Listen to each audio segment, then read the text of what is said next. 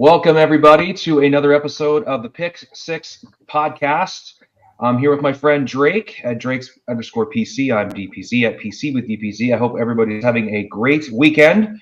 And we are coming to you with another episode talking about cards, talking about different questions that everybody might have.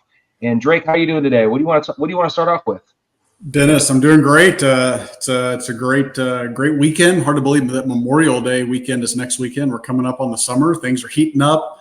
The weeds are popping in the flower bed. The grass is growing. I've been mulching the flower beds this week and that whole sort of thing. So trying to get ready for summer. So I'm excited about that. But lots going on in the hobby this week. But I think we start with, and I don't know if you have anything, to share, but I grabbed a few cards that I thought I would share just real quick and a little bit of story behind it. So the first one I'll share is this one right here, and I shared this on my Instagram today.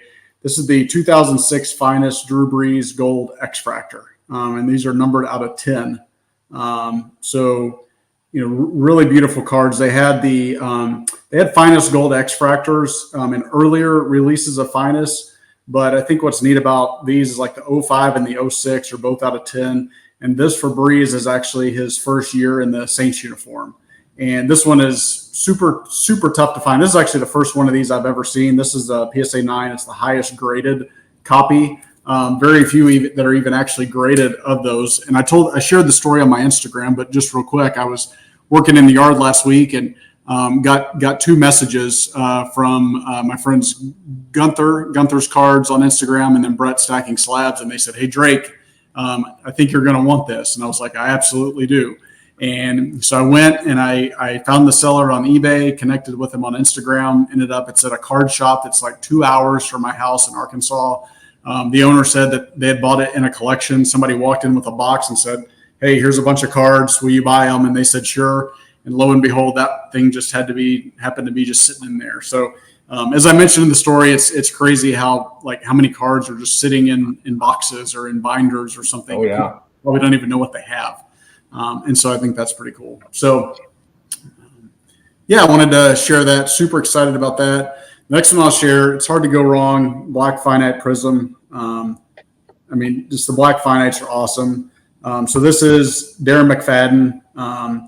His pro career was cut short due to injuries and things like that. But, as Arkansas Razorback, you guys know I'm a big Hog fan. I remember him for his days on the field in Fayetteville.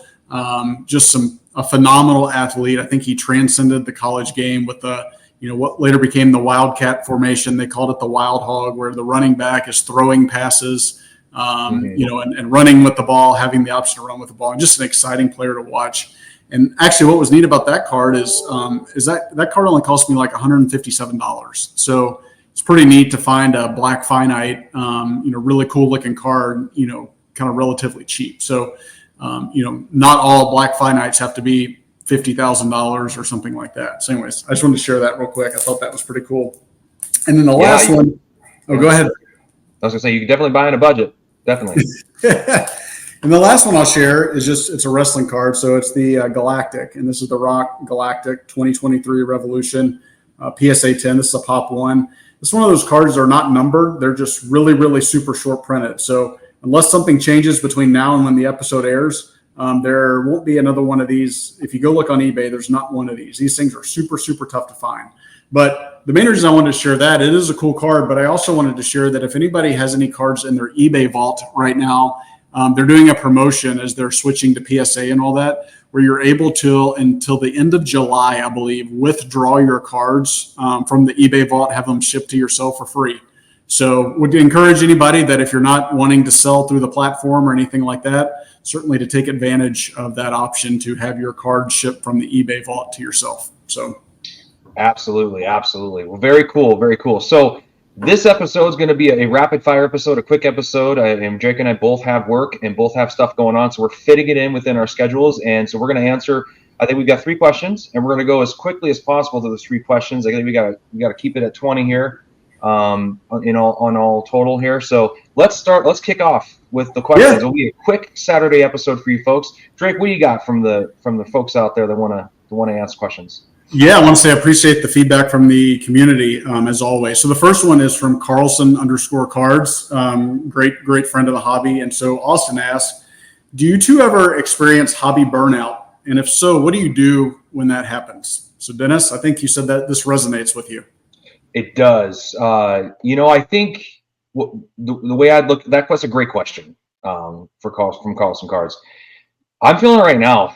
And I think it's because, I kind of got into buying some cards that I got emotional about. And of a player I love, but still cards that were, popular brands or popular sets and all of that, but they didn't really resonate with me as a collector. And I found that I probably shouldn't have gotten into those. And I'm selling them at a loss, unfortunately. And, that's my own fault. I'm selling them so soon, but they're just not cards that hit me and that means something to me. So, that's been burning me out, kind of feeling like why did I do that? Why did I buy those cards and kind of get emotional about the hype and all that stuff. But I've also redeployed that card. So what do you do? Well, you go back to the roots of what you love. What do you love collecting? Piecing together that 87 PSA 9 Fleer basketball set's fun. You can do it slowly, methodically, and be patient in it, and have it be like a journey versus like just going and getting as many as you can. Get one or two every month, and stretch it out, make it fun. It kind of allows you to enjoy the hobby a little bit more and prolongs it. You don't spend as much money, and you can enjoy looking forward to piecing together the set over time. I think that's a great lesson that I've learned myself. So that's sort of how I've attacked the burnout, is by finding new ways to enjoy the hobby and refocusing. My Ken Griffey Jr. is my guy. I'm a Mariner fan thick and through. I'll always be a Mariner fan. I love Ken Griffey Jr. My kids love Ken Griffey Jr. He's our guy, and we love him. I've got the junior. I've got his shoes. I got everything. So kind of getting back into that, and refocusing on Ken Griffey Jr. And if I do target another card that I want to pick up that's a little bigger, meaning like $1,000, $2,000, if that. Maybe I target another really cool junior card, right? So that's kind of how I've attacked the burnout. Refocusing, because I do still love cards. You might burn out, you might get tired, but I still love cards. I love collecting. You just take your losses, you move on, learn from it, and continue to learn from it, and just go back to what really makes you love the hobby in the first place. How about you, Drake? Yeah, that's good. I think the refocus thing is really good, and I think, as I mentioned on some previous episodes, this whole recent consolidation project that I've gone through, I think has really opened my eyes from a burnout standpoint. Because I remember, not long ago, you wake up in the morning and you open up your email, and I had like 100 emails from eBay with all my save searches. And you're going through and you're looking at cards and you're watching cards, and you might be sending an offer, and you're doing that, and then a couple hours go by, and in the back of your head you're like, man, I wonder if that that Peyton Manning autograph I've looked for has that popped up. And so you're checking eBay, and if you think about it, though, it can be really exhausting, just doing that and trying to, be the first to something, be the first to find a card, or, you're doing that. And so I think it's been important for me to take a step back and really make a list of the cards that I really, really want. Maybe delete some save searches. Try to. This is good in any area of your life. I think with work, you can get burned out, in life, social stuff like that, is try to declutter things a little bit, because at least for me, like, clutter creates stress in my life. And so I think if you declutter that, I think that helps with burnout. The other thing I'll say is, this is kind of like a mental awareness type thing, is feel free to reach out to people and just talk about it. Like, if you're feeling burnout, reach out to Dennis, reach out to me, reach out to somebody else. Like, don't hesitate to say, like, hey man, I'm feeling burned out, and here's why. And we'll kind of talk through it. There's been times where I've felt kind of burnt out, just to be frank, and I just reach out to somebody and, talk to them, and, you leave that feeling refreshed. And, sometimes if you need to take a step back, and there's some friends I know that have been, knee deep in the hobby, and they've taken a step back and they've kind of allowed their mind to clear and things like that. That doesn't mean they've left the hobby or they're no longer collecting. They're just not as immersed into it.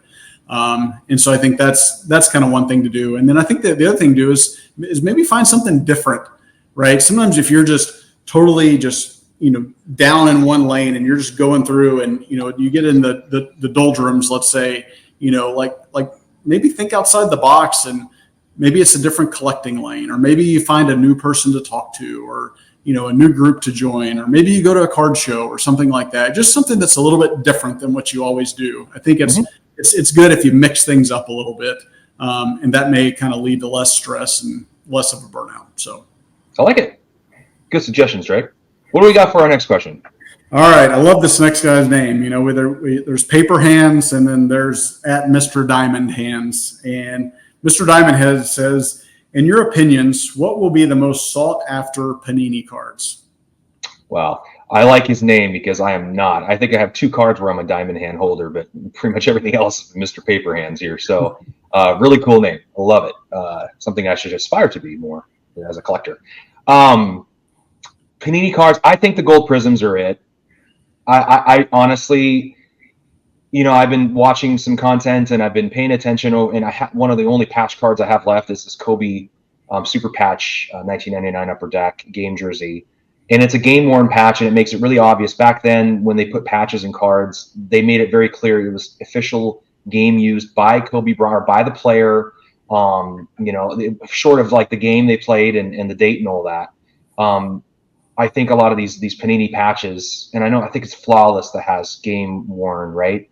Or game used. I think anything that's game used in Panini from a patch standpoint, and I think the gold prisms, those are the 2 cards I believe will be down the road. I think in order for the hobby to grow, it needs to be simplified.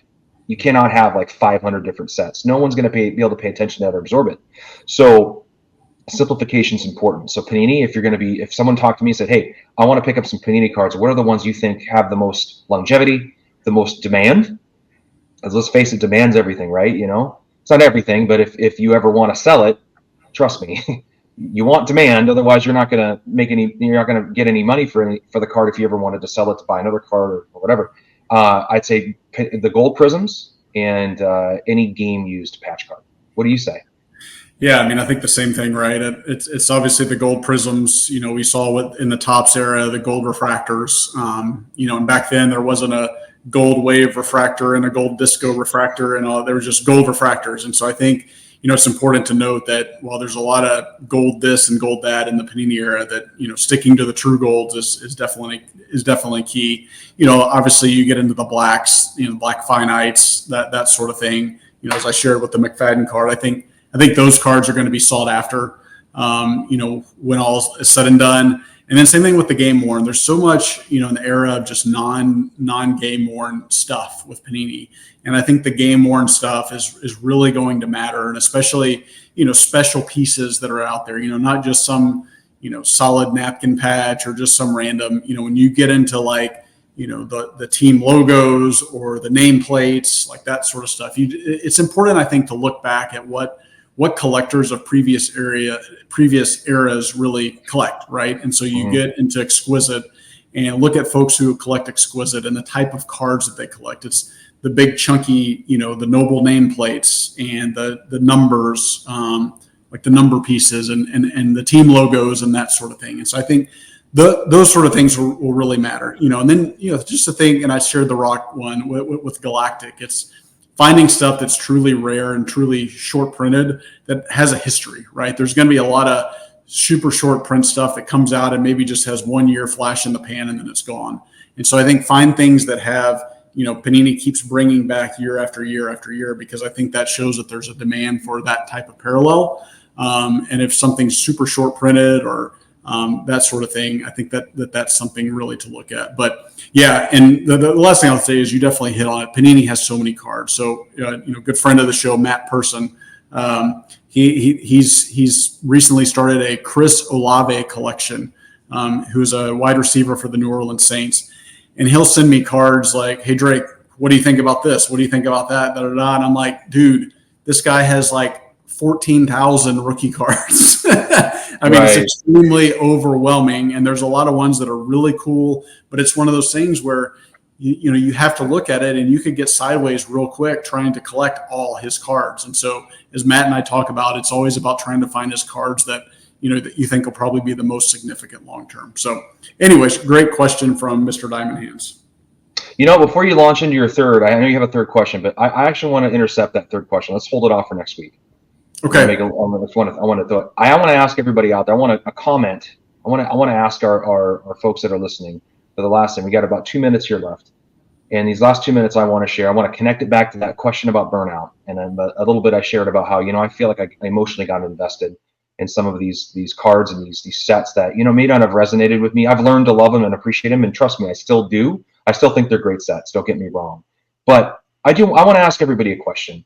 Do you feel like there are people propping up certain sets? Do you feel like there are people out in our hobby that are, sort of so-called bag holders with certain sets, I don't know if I'd say players. I'm just going to focus on the sets for right now.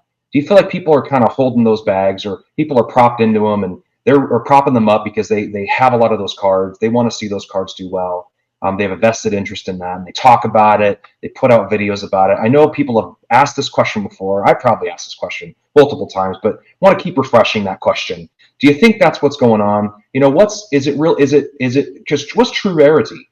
I was having a conversation, and I'll name the person I had a conversation with, because some people don't name the people they're having conversations with, which is very irritating. But, I was talking to my friend Dustin. This is his channel, Dustin. And we were talking about what true rarity really is. And sometimes rarity is what is truly rare versus what the demand is, which is interesting. And that's probably an ever-going circle, evergreen questions why certain cards that are really rare aren't as valuable for even big-time players as cards that are truly not as rare. And there's a higher demand for them. They're worth more money. It's a very interesting question. It's something to dig into. But more importantly, what we both talked about was, are people propping up certain sets? Are they propping up certain cards? And are people buying those cards thinking, hey, this could be a good long-term card, but in reality, it's really not, because there's not a lot of demand there. I just wonder. I'm not calling anybody specifically out on that. I'm just wondering in general. No blame. Everybody makes their own decisions when they buy a card. It's you're the one who presses the button buy. You pay for it. That's on you. It is what it is. But I'm just curious. Is there sets out there that you feel are being held up? And are there sets that you don't feel are being held up that you think are actually pretty good sets that will stand the test of time? Just a fun question, something I wanted to throw out there to our group and see what people thought about that. So comment below. Let us know what you think about that. And Drake, anything you want to add to that before we end the show? I think that's really good, right? There's been a lot of questions around the 90 stuff, and is there a group of people that are propping up some of those values and that sort of thing? And are they selling between each other and trying to prop things up? And like, what's the real value for the card? And then you start to think about, this is something that I think about at least. And it's, you get a site like Card Ladder and you go back and look. And I know that like Nick Furrix and Brett Stacking Slabs, they do the auction talk. And I think it's interesting when they go back and they're like, hey, this Marvin Harrison 2002 finest X-Fractor and last sold in 2018 for like $20, and now it sells for $1,800, and you're going, gosh, man, like that's a huge upward trajectory. And I think it speaks to no recent comps, and I think that price, we could debate if it's justified or not, but there's a lot of people that are after completing those sets right now, and so I think it's just hey, there's only 20 cards that for each player, and so it's a supply and demand sort of thing. So anyways, very interesting discussion topic. Yeah, let's talk about it below in the comments, guys. Thank you, everybody, for taking time out of your Saturday to listen to us talk about these things. And we appreciate all the comments and all the back and forth. It's a lot of fun.